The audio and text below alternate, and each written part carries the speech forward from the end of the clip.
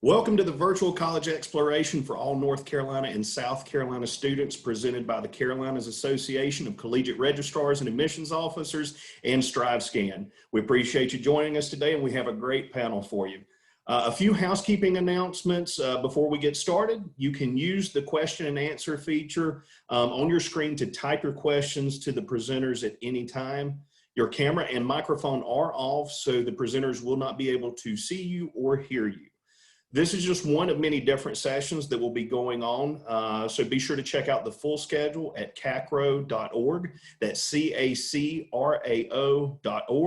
This presentation, as well as all other sessions, will be uploaded to the same website, usually within 1 week of the original live broadcast. Again, that is CACRAO.org, CACRAO.org. And I'd now like to turn it over to our presenters. All right, well, welcome everyone. We're so thrilled that you're able to be with us today for our sophomore seminar, your post-secondary planning journey, specifically for students who are 10th graders in high school. We will formally introduce ourselves in just a little bit, but just so that you know, we are representatives from the undergraduate admissions offices of East Carolina University, the University of Alabama, UNC Charlotte, and UNC Wilmington. I want to first kick off a brief overview of pretty much what we'll cover today, and then each of us will introduce ourselves just so that you know a little bit more about who you'll be hearing from today, and just kind of the overall theme. So, and Rachel, if you'd like, we can introduce ourselves first. Oh, there we go, perfect.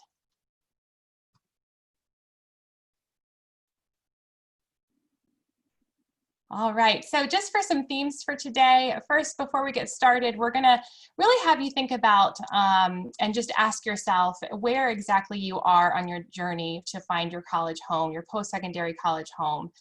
Next, after that, we want to share some of our advice on how to best navigate the post-secondary planning process. There is also a wealth of information out there, so we want to also just summarize that a little bit for you as you may be beginning your journey, just so that we can go forward and have you really just navigate those options as best as possible. And we also really encourage you to be open-minded because there's so many different pathways you can consider. And we also want to provide you with a really helpful timeline, just so that you know how to really get started in this 10th grade. So before we dive in, we really want to introduce ourselves just briefly, and just so that you can know a little bit about who we are, what our roles are, and also what institutions we present. So first, I am Catherine Mason. I'm an Assistant Director of Admissions for Regional Recruitment at UNC Charlotte, and I work with students pretty much throughout all aspects of the college search process, whether you're a freshman, sophomore, junior, senior, or a transfer student looking to transfer as well.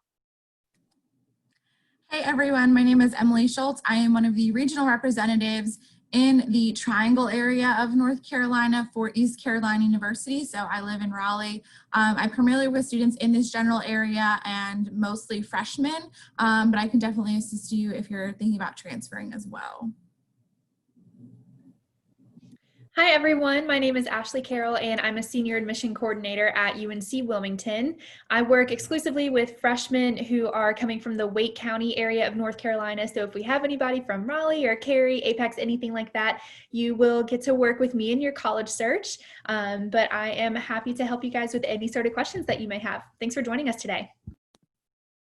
Hi everyone, my name is Rachel Hopewell and I am a regional admissions recruiter for the University of Alabama. I'm based in the Triangle area and I cover Eastern North Carolina, which for us is Alamance County to the coast. And thanks for joining us today. Perfect, thanks everyone. All right, so first and foremost, we really want you to just kind of begin this 10th grade, this sophomore year, by asking yourself a few very important questions.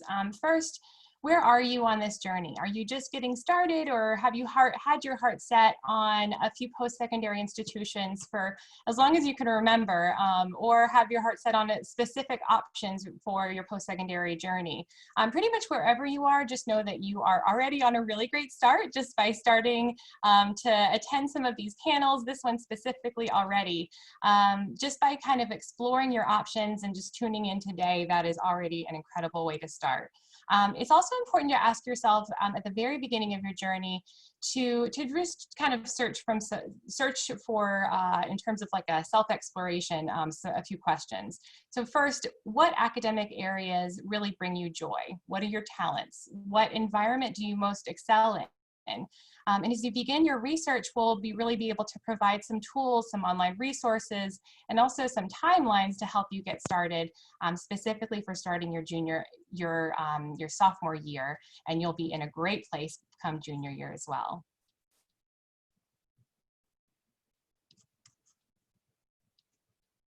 All right, in terms of self-exploration, we want to dive into this a little bit more. In terms of another excellent question to ask yourself, do you have a dream job? This is really an area that you can dive deeper into, explore what types of academic interests.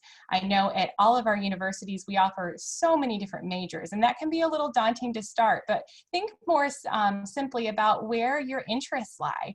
Starting with your interests, whether that's music or dance or theater or engineering, if you really like math, really start with some of the classes that you've taken or some of the things that you like to do, even if those are hobbies, and start from there. See if any of the classes you've taken have really helped you, even if they've been challenging, if there's something that you would just enjoy taking.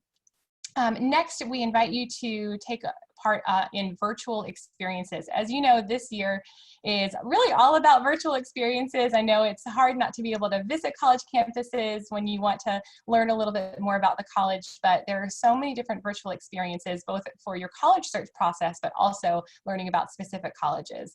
Thinking more in terms of this time in your life as a sophomore, in terms of virtual experiences, we just invite you to, and we'll provide a list of resources towards the end, just ways to really dive into what your academic interests are. And also we invite you to talk to your high school counselor. Your high school counselor and guidance counselor and your teachers really also serve as mentors throughout the college search process. Remember that they themselves have also been to college and they've gone through the process themselves. They've also been a mentor year after year to countless students. So they are really an excellent person to reach out to with questions. As you're interested in a specific class, feel free to ask that teacher about potential job opportunities when you graduate college, so you can kind of get an idea about what it is you could be doing. Also, a career development coordinator is an excellent resource within your community to ask more questions about what types of jobs there are out there and what potential majors would lead to those jobs.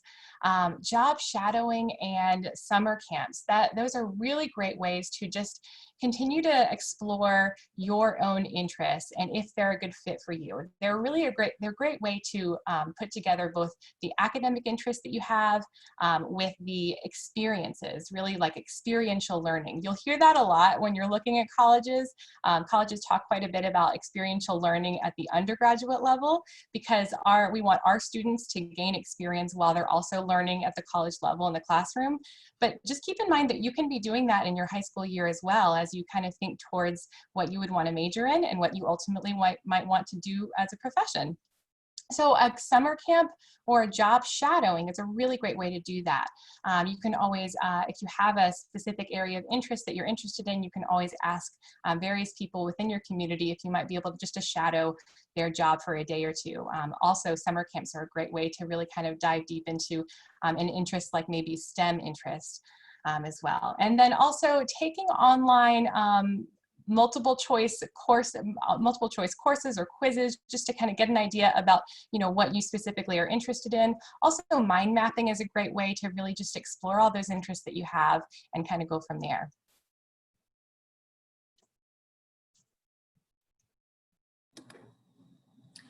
Thank you, Catherine. So I'm going to talk about how to research colleges and really see what interests you the most as a student. So really one of the biggest things that you can do to begin your sophomore search is to keep an open mind. So there are thousands of institutions out there. 2-year degrees are an option, the military, going straight into the workforce. Today we're primarily going to focus on colleges because that's what we all know the best. And really something that you can start doing now is making a list. I'm sure there are already colleges that you've thought of that maybe your parents or guardians or friends have been talking about. And that's really something that you want to start now, is just creating a list. It can be as big as you want it currently, and then you can start narrowing it down. So you can think about what the colleges are on your mind, and then you may want to think about the majors that interest you. And I'll talk more about research on the next slide. But some places to start, if you have absolutely no idea, the College Board has a really good search process on their website. You can just go to College Board. You can say, I want to study at a 4-year university that has nursing and it's in the Southeast. And then all of these colleges are listed for you. So that's a really good place to start. Just start making your list, put it in a place that you can access it pretty easily and go back to it. And really use your interests to start your college search process. So like I mentioned, there are thousands of institutions in the United States, and it can seem very overwhelming sometimes when there are so many choices of great colleges. Even in North Carolina, there are 16 public institutions in the state, and they're all well known and wonderful. So you really want to start by looking at your own interests, and then there are typically 4 major categories that students consider when looking for a college. One is location. So a lot of times you can ask yourself, how far do I want to be away from home? Do I want to stay in the same state? Do I want to move, to a different place, maybe a city? You maybe want something more rural. You may want to be downtown in a major city in the US. So that really does depend on where you want to be. Major is another really important factor. You want to ask yourself, does this school have my intended major? A lot of students come in to college now undecided, so that may not be a huge deal, but you want to start thinking about what interests you. So that is something that you might want to think about now. And then you also want to check to see, do I need to apply to my major immediately? Because some schools, when you apply, they ask you to select a major and then they actually admit based on major. A lot of schools don't do that. So those are things that you want to ask the admissions counselors or the admissions office about your specific major or your academic program that you are interested in. Cost is a really big deal. So a lot of times all of our universities have what we call a sticker price, which is very similar to when you go to buy a car and there's a price listed, but a lot of times that's not what you end up paying. The price can vary so much on whether you are an in-state or out-of-state student, if it's a public or private institution. So there's a lot of various factors there. If you qualify for a lot of financial aid, what your family can contribute to your college fund. So all of these things play a role. And all of our college websites have what is called a net price calculator. And that helps you see if a college might be kind of in your price range and what you would actually end up paying, because the price that we give you is often not what you'd end up paying after financial aid and scholarships. And then size, to a lot of students, you may be looking to go to a really big university, a really small university, depending on what kind of feel of the campus you want. You may want to say, I want to go to a school with 50,000 people because I never want to see anyone I went to high school with, and that's perfectly fine. And you also do want to think about how big the campus is. This is just something when you're thinking about maybe walking to class, do you need to take a bus? Do you need to bring a bike? All of those things are going to be really important. And also when you're starting your college research process, think about the weather. I know it's a little bit far off, but you may be touring a school in the summertime and it may snow from the months of November to March. So you do want to consider those things in your college search process. So we'll talk a little bit about averages and what schools are looking for and where you kind of should be when applying. And Rachel will talk a little bit more about specifics of how many schools you should apply for, but you do want to think about your stats. So what are your statistics? What are the numbers that are associated with your GPA, your test scores, and then start researching what the college stats are. So what are their averages that they list? Almost every college has this list on their website. If it's not readily available, you can always contact the admissions office. That's what we're here to do, is here to help you with your search process. I wouldn't just go by what Google says. So if you Google ECU averages, it could come up with 7 different things depending on when an article was written. And so really you do want to follow the university's website or a university representative for the most up-to-date information, because we have the best resource. So you do want to kind of see where you fit in best if you're kind of in that average. But that's okay if you're not either. You have plenty of time to work on it. You're only in your sophomore year, and there are plenty of resources available when you're thinking about taking the SAT or the ACT or improving your GPA. Don't take 15 AP classes if you don't like any of them and you don't feel like you're doing very well, because that's not going to help you. And we really want you to enjoy your time in high school. We don't want it to be the most stressful time in your life. And there's a lot more to it than just your GPA and your test scores. At many universities do a holistic review process where we are looking at your extracurriculars, your essays, your personal statements, letters of recommendation. So you want to see exactly what the university requires and what you need to submit upon the application process, and that'll make your transition to college that much easier. All right, thank you so much, Emily. So speaking of averages, we did want to share the different averages that each of our institutions have published on our website. I'm not going to go down the list. I'll leave that to you guys to review yourself, but we did want to include our GPA averages and our averages for our ACT and SAT.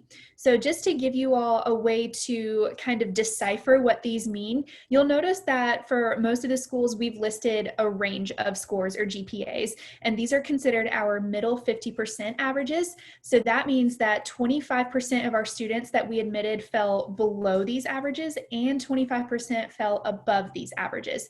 So what you see right here, these are just a range of GPAs and scores. They are not minimums. They are not requirements of scores or GPAs that you need to be admitted to our institutions. And they are also not guarantees. I want to stress that because I have plenty of students who have scored within our ranges or their GPAs fall within our ranges, but because we oftentimes, the institutions take that holistic review approach, their holistic application is not competitive at our institution. So these right here kind of just paint a picture of our average admitted student. But just to preface, we are looking for more than just your statistics, because we are more than just our scores and just the average GPAs that we have. So I did want to thank you guys so much for being here today, because as a sophomore, when I was a sophomore in high school, I was not thinking about colleges whatsoever.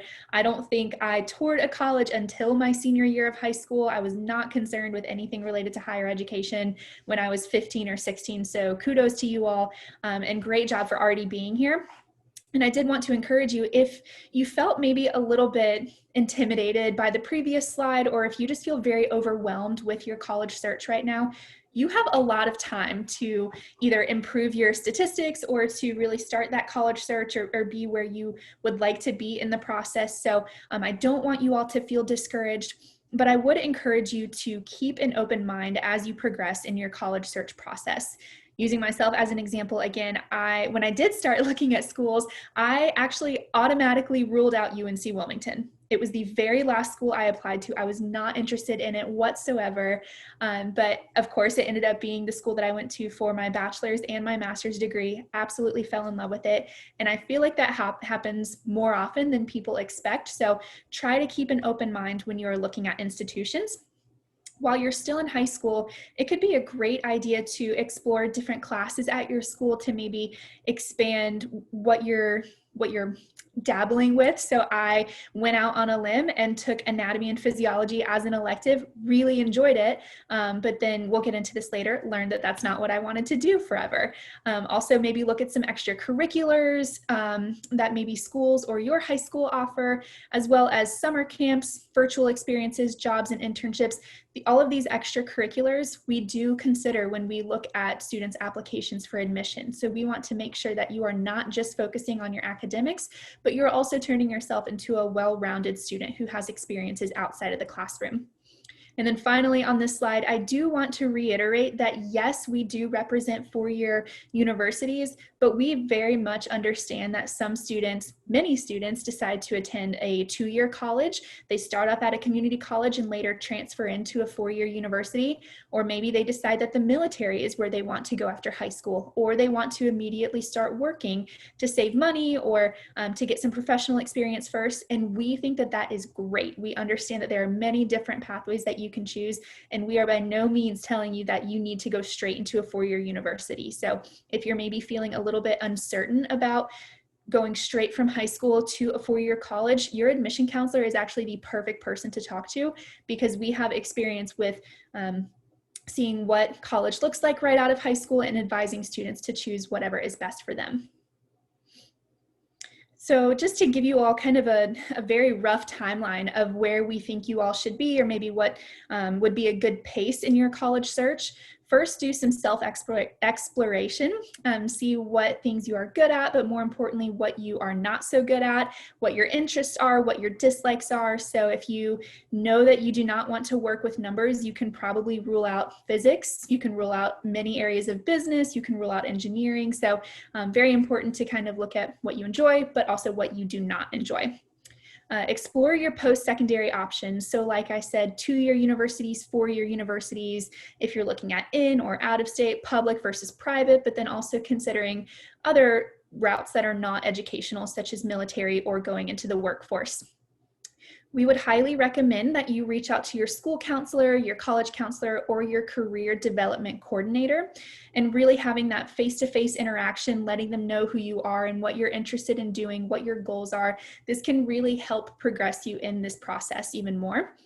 We encourage you to seek out college events such as this one, but then also looking at specific schools that you're interested in and what opportunities they have. So we really encourage students to create an actual email account that's just for college mailing lists or registering for college events. And it could even be something as simple as your name, college at Gmail, at Yahoo, at AOL, if that's still a thing.com.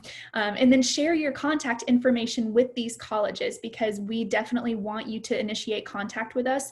That demonstrates interest, and that's something that stands out to us. And then lastly, we encourage students to take the PSAT and or the pre-ACT, because these can help prepare you for the real thing once you take them either your junior or your senior year. And the PSAT, you can qualify for the National Merit Scholarship. So going off of those, with the PSAT, you'll practice in the 10th grade, you'll get these scores back either in December or January. And this, again, is really just kind of a baseline statistic. And if you're approaching it well, then you can only go up from here, right? It's just a practice run, so you can kind of get your feet wet, so you can see what this test feels like, and then you'll take the real thing later on. Again, a really great scholarship opportunity with the PSAT. And then the pre-ACT, this isn't just a test or a practice test, but it also is more of a career interest inventory. So this helps you identify what you are good at and then what possible careers could come out of that. So these practice tests, they are beneficial in multiple ways. We tell students that it's important for you to sign up for high school classes based on your interest in possible careers. So if you're considering the medical field, it might be a good idea to take AP Bio, Anatomy and Physiology, things like that. Talk to your college and your military reps when they come to your school. So don't be afraid to approach their table, introduce yourself, or go to their virtual fairs if we still are virtual this time next year, which I hope we are not. Spring college fairs, virtual events, college visits, and summer camps, these are all great ways to get connected with these universities or the post-secondary plans that you have available for you.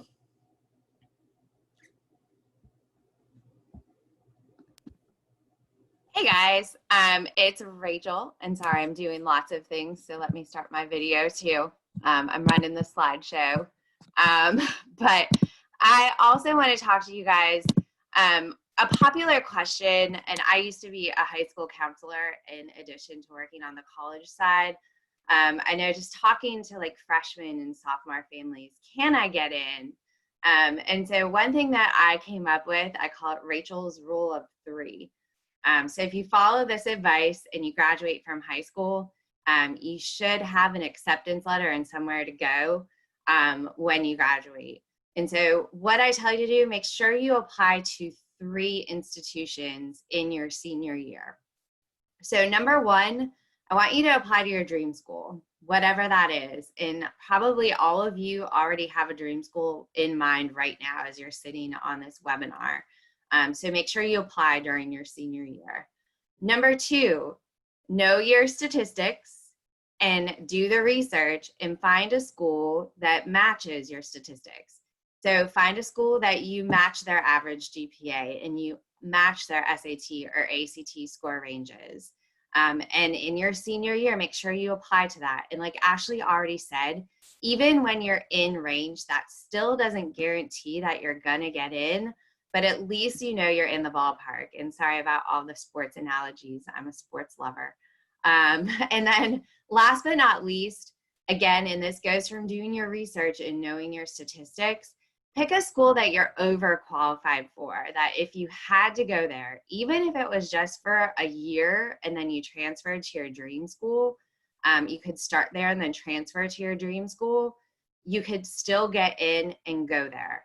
And when I was a high school counselor, I was in Wake County, and my first year, I told this to all of my students. We went with all of our students their junior year and all of our students in their senior year during senior conferences. And I had one student, she had a 4.3 GPA, and she applied to UNC and Duke. Duke was her dream school, and UNC was her backup school. And I told her my rule of 3. That did not follow my rule of 3. However, she went about her way. She applied early decision to Duke and early action to UNC. And I heard from her in January and her mom, and they were both very stressed out because she did not get in early decision to Duke. And then they had to wait until the end of January to hear from UNC. Well, by that point, she hadn't applied to any other schools. And a lot of us have a lot of great programs and a lot of great scholarship opportunities that you will miss if you don't apply to us, before the middle of January. And so she had missed a lot of other great opportunities that she was qualified for. Now it's not a perfect story because she did get into UNC. I will tell you, it was great for her. And I'm a UNC alum, so I can talk about it. But it caused a month-long anxiety, and it closed a lot of doors that she would have had open if she just would have followed that rule of 3. So as you sit here in your sophomore year, you have a lot of time to do that self-exploration, but you also have the time to do the research. And if you do the research and you kind of put yourself applying to your dream school, applying to a school that you're within range, and applying to a school you're overqualified for, even if you just have to go for a year and then transfer to your dream school, it'll make your senior year a whole lot less stressful. Start building that list. So start doing your research, start doing test prep. And again, we made this, I made this slideshow a long time ago, so before COVID. So anything that we've put on here in relationship to testing, we're telling you, make sure you're not putting testing out there if you're not in a safe or healthy environment or comfortable. But in a normal situation, we would hope that you will take the PSAT as an 11th grader. Normally in North Carolina, they'll have you take it as a 10th grader just for practice. But when you take it in the 11th grade, it's usually the last time you can take it before taking it for real.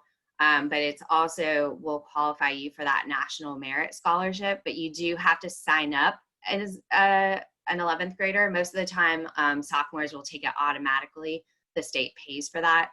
But just know it's only offered once a year. I think for this year, it's going to be offered in January with registration in October due to COVID. And then also plan, if possible, again, hopefully COVID will make this a lot easier, but plan to try to take both the SAT and the ACT during your junior year. And I know a lot of our North Carolina public schools operate on block scheduling. I recommend you take it the semester that you're in your math class. I also recommend that you take both exams. In my 18 years in this profession, about a third of students will do better on one exam, about a third of students will do better on one exam, and about a third of students will get equivalent scores on both. But before you start retaking one exam over and over and don't even consider the other one, take them both, get that baseline score, and then compare. And your school counselor can help you to see if there's a difference. There's also a concordance table out there, and also all of us in admissions can help you with that as well. Some of our favorite resources, as a former school counselor, I encourage you to reach out to the resources in your schools. At your schools, you have school counselors. Some of you have college counselors or college advising corps members or career development coordinators. And every school in North Carolina looks a little bit different. And so I'm not sure who exactly plays what role at your school, but these are people that you can definitely reach out to start talking about post-secondary planning. So definitely reach out to them. There's a lot of great people that are interested in this topic and interested in helping you. The second thing on that list, most of the graphics, except for the funny memes, have come from the Georgia Tech College Selection Guide. And they have a lot of really great activities in them. And so like mind mapping, I know somebody wrote, I'm undecided, where do I start on this? How do I even know if I don't know what I want to major in? Google Georgia Tech College Selection Guide and go through and do some of that mind mapping. They also have that make a list in the statistics page, and it'll be bigger and you'll be able to see it, but it's really great for kind of starting this process. A lot of great resources on College Board, including Big Future. And then CFNC is something that you'll use here in North Carolina, but they are another great resource, and then Khan Academy as well. And then last but not least, I want to put our contact information up here. We all are very interested in just helping everybody, and so please feel free to reach out to any of us as well. And then we want to open the floor for any questions that any of you all might have.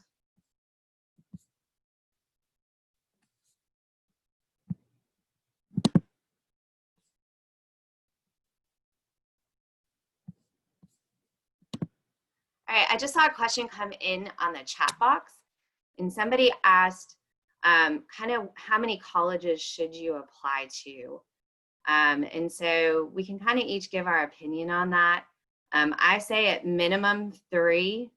I would say 3 to 6 is the healthy range. 3 to 10 is kind of an average range. What do you all say? Any opinions on that?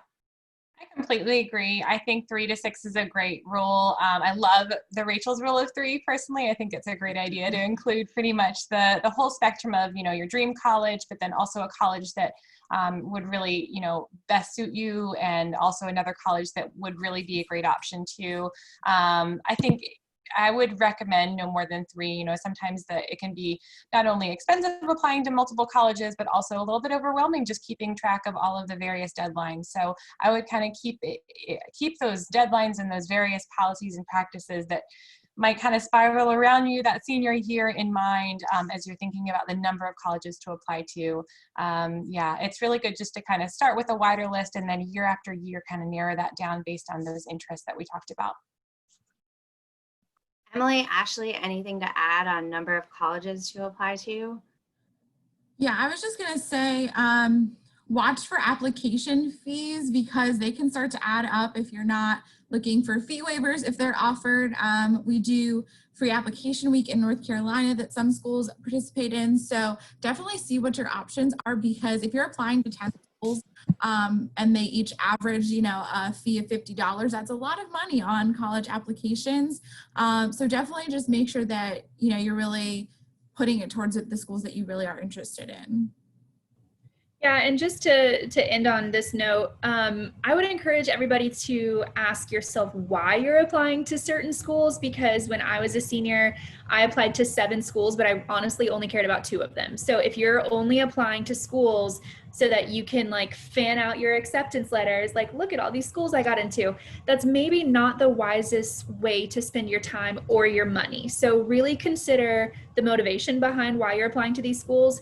So I think that that really supports Rachel's rule of 3. But if you really have a handful that you're just dying to hear back from, or if you're kind of unable to choose between 5 or 6 schools, I also think there's nothing wrong with that, but really just kind of check that motivation there.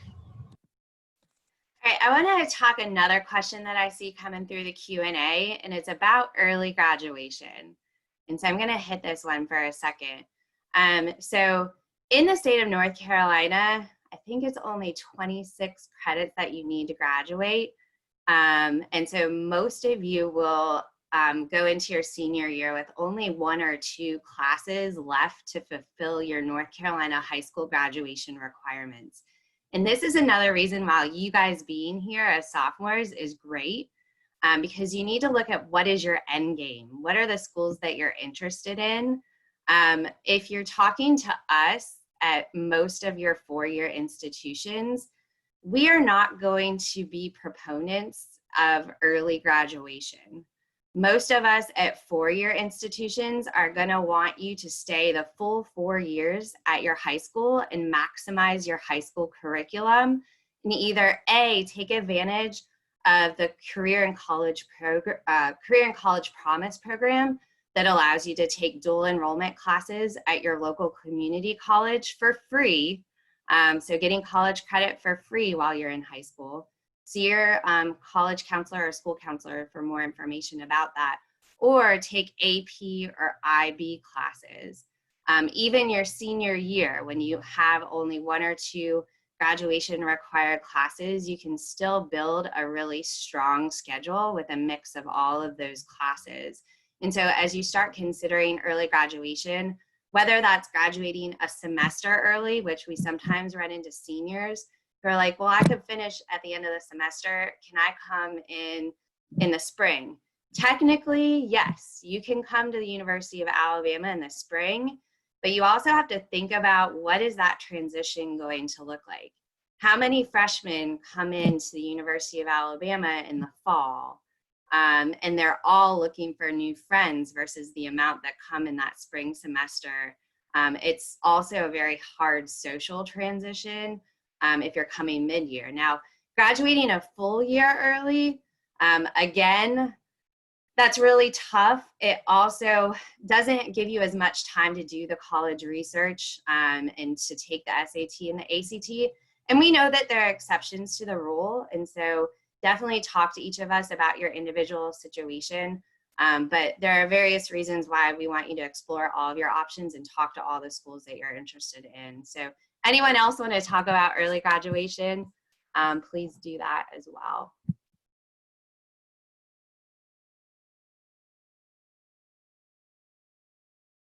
I think you got it, Rachel.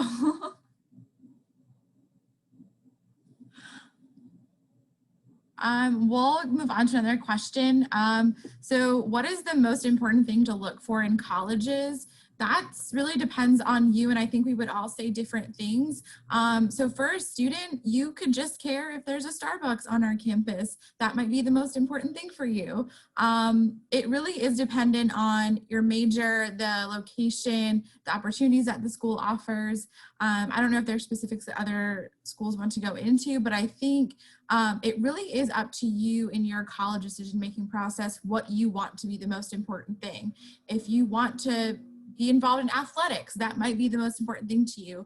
And we really do want you to kind of look for that in the search process.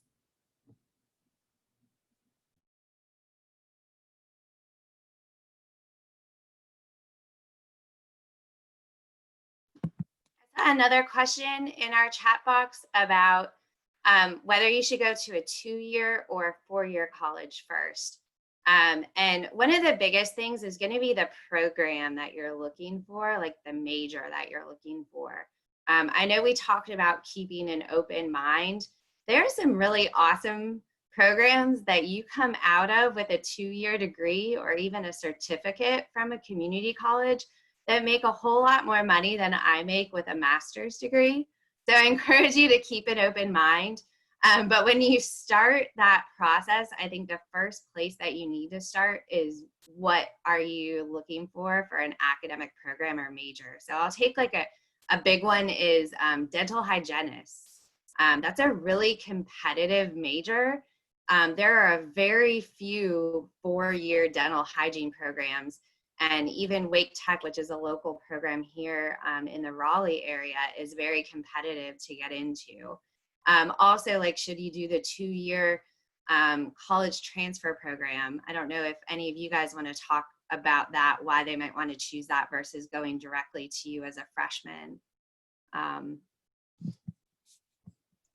Yeah, I'm happy to talk about that a little bit. I think that's a great point, Rachel. I know at UNC Charlotte, we have various programs that really honor that pathway of getting your associate's degree and then kind of transitioning to the 4-year college setting, and so many different colleges offer that. It really is a great pathway to consider. But as Rachel said, it's sometimes kind of up to the academic area of interest that you have, and if those pathways are available. So that's why I think we first and foremost suggest, rather than looking at the school that you're interested in or a set of various schools, really thinking more internally and doing that self-exploration about what your academic interests are, and then kind of going forward after that about finding out what options are available after that. Sometimes colleges call them 2+2 programs, where you have that associate's degree for about 2 years, associate's degree, and then transition to the next school. So they're called various things, but those options are available. It just kind of comes down to your area of interest.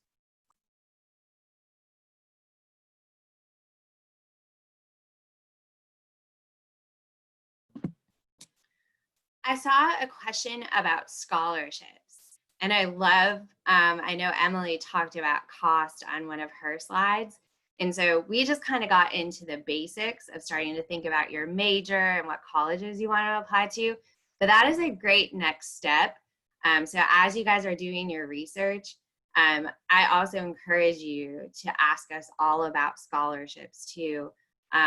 Institutional scholarships are going to be a lot of times your biggest scholarship money that you can apply for. So you're going to want to make sure that you ask every institution you apply to, how do I make sure that I'm considered for all of your scholarship money? Because you don't want to miss that at every single institution.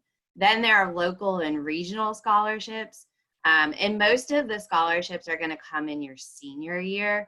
So a lot of this time can be found, preparing yourself and making your list. And a lot of the scholarship stuff can be done more in your senior year. But definitely feel free to reach out. If you want to email me directly, I have a great list of like local and regional scholarships just for the Wake County area, and a great just general cost email. But as you're doing your search, definitely ask everybody about those questions. So great question. Yeah, definitely great question. And I know at some universities, it's an automatic process for merit-based scholarships, and other universities, you have to know that you also have to additionally apply separately, so kind of through a scholarship portal. So I think once you start to narrow your college search down to those 3 to 6 or so, sometimes you feel like you have to get an Excel spreadsheet out just to keep up with all of those deadlines, but it is something important to keep in mind. I just saw another question about historically Black colleges and universities too. And there's a lot of great virtual events going on right now. And so I've seen some great virtual college fairs for HBCUs. I also am going to guess that through this CACRAO event this week that there might be some HBCUs teaming up to offer some great stuff. I know just in North Carolina alone, I think we have over 10 HBCUs here, but Howard and Spelman are some of the best well-known, but like here in Raleigh, we have Shaw and St. Aug's and Winston-Salem State and Johnson C. Smith. And so, yes, a lot in the area, and they definitely are great options. So check them out, and definitely look on the CACRAO website. That's cacrao.org. and you can probably search for HBCUs.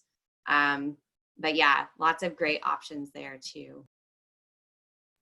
Yeah, and I actually answered this question like right before you started answering it live, but the individual who asked, I also recommended if you're interested in HBCUs, unfortunately none of the schools today represented our HBCUs, but going back to what we discussed in our presentation, go ahead and initiate that conversation, that contact with them so that they can see your interest. That is always something that stands out to admission counselors. And then I would also say, again, what Rachel was saying, maybe look for some virtual opportunities since all schools are operating virtually right now and handling their open houses virtually. I almost 99% guarantee you there will be some opportunities for you to either attend a virtual open house or maybe some webinars about student services that they offer, or even some one-on-one Zoom appointments as well.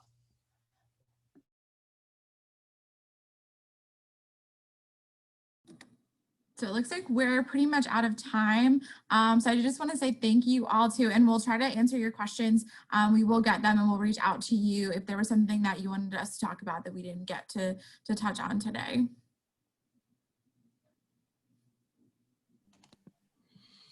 All right, thanks again for joining us today, and thank you to our panelists for sharing all that great information with us. When you close this window, you will receive a link to a quick 4-question survey. So we would definitely appreciate you to fill that out so we can get some feedback and value any information that you can provide. Also, this is just one of many sessions that will be going on for the next month. So be sure to visit CACRAO.org, that's CACRAO.org, for a complete schedule. And in about a week, you'll be able to find this session's recording as well as all the other content that's going to be going on in between various panels and information sessions. There's over 284 going on this month, so be sure to tune back in. Again, that's CACRAO.org, CACRAO.org. Thanks. Have a great rest of your day.